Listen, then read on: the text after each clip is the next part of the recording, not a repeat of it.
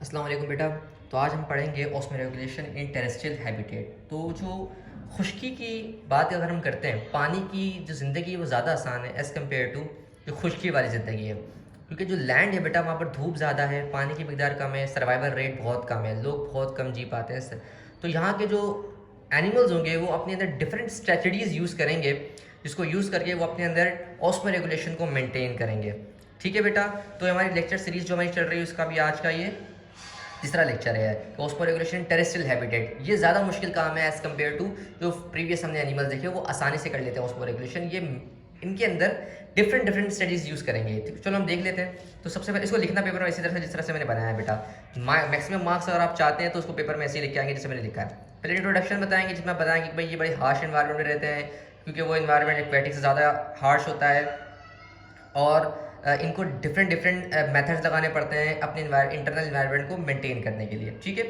तो क्या क्या स्ट्रेटजीज लगाएंगे, तो हेडिंग लगा देंगे। पहली चीज़ क्या है बेटा, वाटर प्रूफ एक्सटर्नल कवरिंग। अब आप देखेंगे कुछ एनिमल्स ऐसे होते हैं जो अपने अंदर क्या करते हैं, बाहर से एक हार्ड एक स्केलेटन लगा लेते हैं ताकि उसके ऊपर प्रोटेक्शन हो जाए एक्सटर्नल इन्वायरमेंट की। जैसे आर्थ्रोपोडा वाले हैं, एक्सोस्केलेटन अपने ऊपर बना लेते हैं, आपने नोट किया होगा। और दूसरे एनिमल्स सिर्फ ये नहीं, जो हमारे मोलस्का वाले होते हैं वो अपने ऊपर एक्सोस्केलेटन बना लेते हैं कैल्शियम कार्बोनेट का।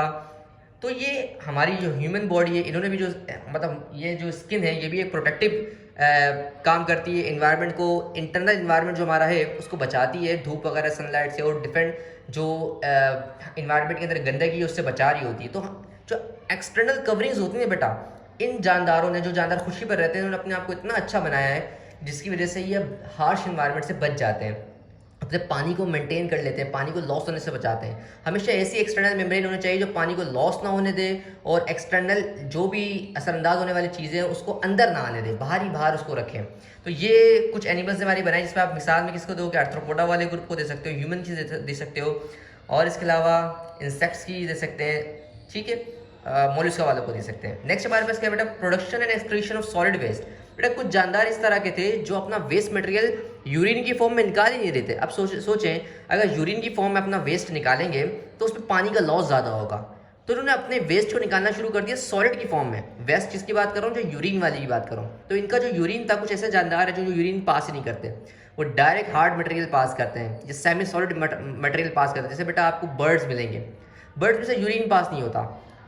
इससे फ़ायदा क्या होगा इनको फ़ायदा ये वाला हो जाएगा कि बर्ड्स के अंदर पानी की मिकदार बचेगी, क्योंकि यूरिन पास जब हम करते हैं तो उसमें से पानी लॉस हो जाता है ना। लेकिन बर्ड्स जो अपना फीकल मटेरियल पास करता है उसी में उसकी यूरिन भी उसका एक्सक्रीटरी मटेरियल भी शामिल होता है, तो उसको पानी का लॉस ही नहीं होता है।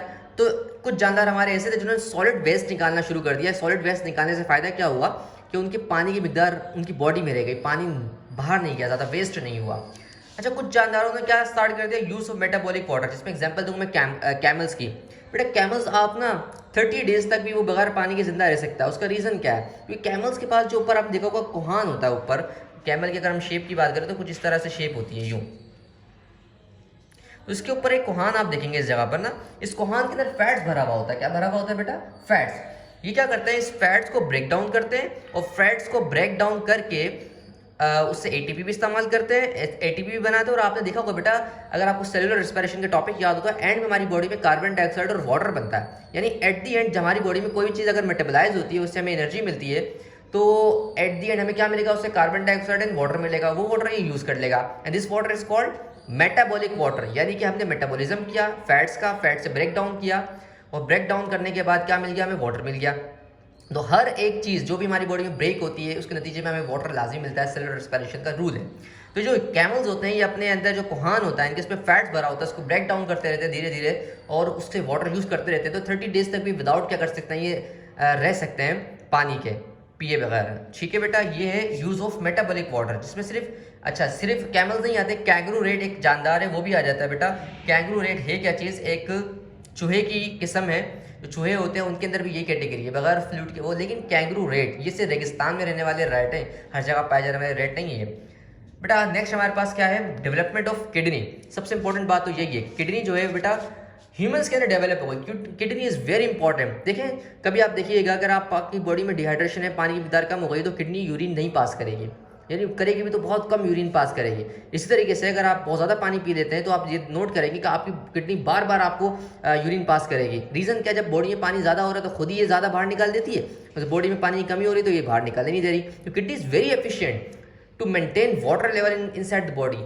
तो ये ऑस्मो रेगुलेशन के लिए ह्यूमंस के अंदर क्या डेवलप हुई, किडनी डेवलप हो गए। उससे पीछे वाले जानदार है उनमें भी डेवलप हुई, लेकिन ह्यूमन के अंदर सबसे अच्छी किडनी पाई जाती है।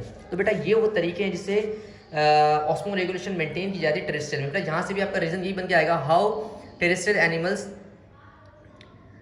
मेंटेन देयर ऑस्मो रेगुलेशन, या फिर how osmoregulation take place in terrestrial habitat. बेटा इन हेडिंग तो यूजुअली अगर सवाल आ जाए तो इन सारी हेडिंग्स लिखनी है आपने, अगर रीजन आ जाए तो इन हेडिंग को हटा देंगे आप, सबको मिक्स करके लिख देंगे आप। ठीक है बेटा, see you next time. Next time जो हम पढ़ेंगे वो क्या पढ़ेंगे, पढ़ेंगे नाइट्रोजनियस वेस्ट मटेरियल के बारे में पढ़ेंगे, यूरिया, यूरिक एसिड, और जो हमारी तीसरी चीज़ है यूरिया, यूरिक एसिड और अमोनिया। ठीक है।